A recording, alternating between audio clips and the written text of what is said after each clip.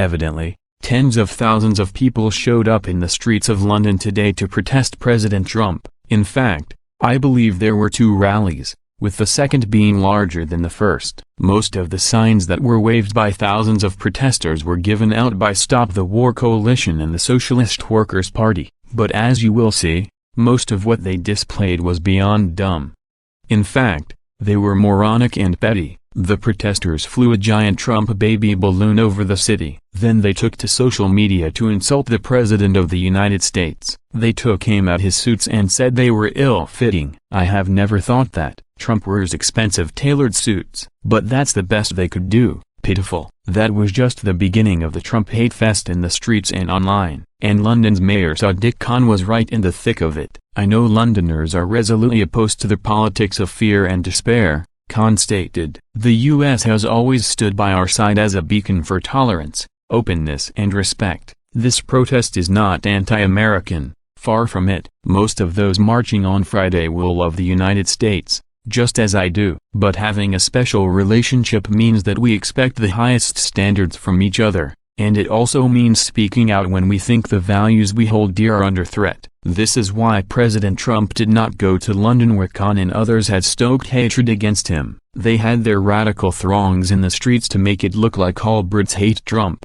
but that just isn't so. The majority love him, but just like here at home, the radical minority is the loudest and most obnoxious element to be seen. It was nothing short of a brutal mob mentality in London today. London is facing a crime wave under Khan's watch. According to reports, the MR rate there has surpassed that of New York City. And yet he has time enough to pick a fight with an ally across the pond. Go figure. President Trump is standing up for the United States and for those in Britain who support Brexit. That would not include communists and those who have other nefarious agendas. What I can tell you is there are an awful lot of useful idiots in London, willing to do the bidding of Marxists. Protesters blocked roads, screamed obscenities and got high in the streets. Classy. And Antifa was among them. Khan, like other devout progressives, has turned London into a crap heap. All of this nonsense just makes me love President Trump even more, and it makes me want to defend him harder. Keep it up, guys.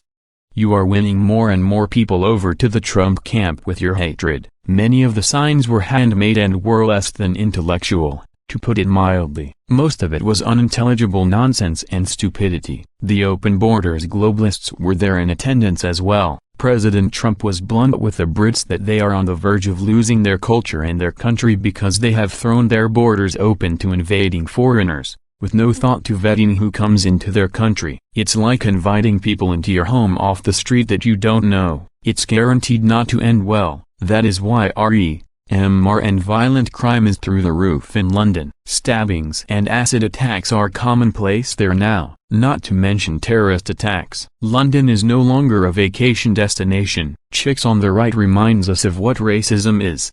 Something tells me they have absolutely no idea what racist actually means. Reminder: a racist is someone who believes that one race is superior to another race. Trump does not believe that. There is zero evidence of that. But carry on, caused new narrative. Those that weren't morons, were just savagely gross in their message of hate for Trump. I don't blame him for skipping London. Did you know that former UK ambassador to the US, Sir Christopher Meyer, 74, was beaten bloody by 2 attackers at Victoria Station in London on Wednesday? Those were teenagers that almost beat Meyer to DH. So, yes, skipping London was a great idea. Nigel Farage tweeted about the beating of the British ambassador to the U.S. Thoughts with former British ambassador to the U.S., Sir Christopher Meyer, who was brutally attacked yesterday. He has been doing a lot of media about how important the Trump visit is. Police say it looks like a robbery.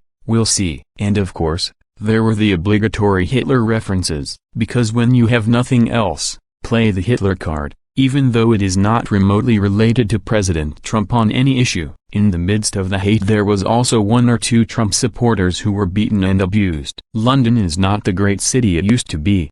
That's for sure.